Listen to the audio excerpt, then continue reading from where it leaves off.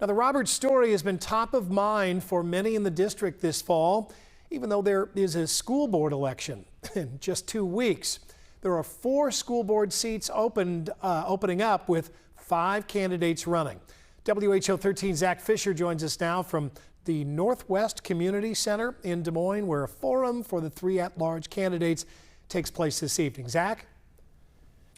Andy, that forum getting underway here in just under an hour. That starts at 6 tonight, and it's looking at the 3 candidates running for the at-large positions for the Des Moines Public School Board. There is 1 incumbent and 2 newcomers in the race. Now, let's take a look at how we got here.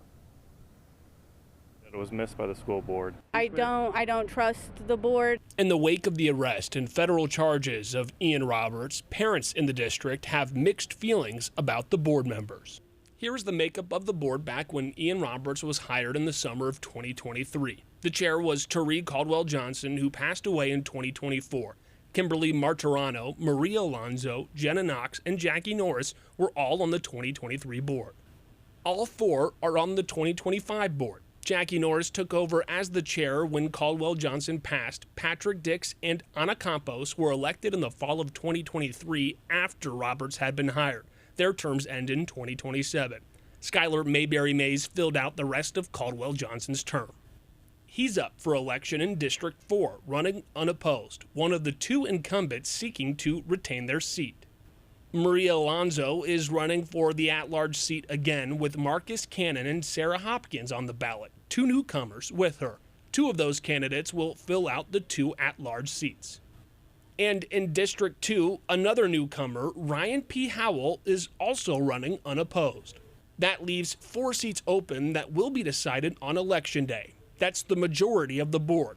With Jackie Norris and Jenna Knox not seeking re-election, Kimberly Martirano's term ends in 2027, and if Alonzo wins, there will be 2 of the 2023 members still on the board. I regret perhaps not being more aware that, there were other things that we could do to just verify. Obviously, there has to be a deep dive into figuring out what the root cause of this is, why did it happen, and making sure that it never happens again. I don't really see them as the victim. I think that they had of anyone in the district, they had more information about the candidates than anyone else.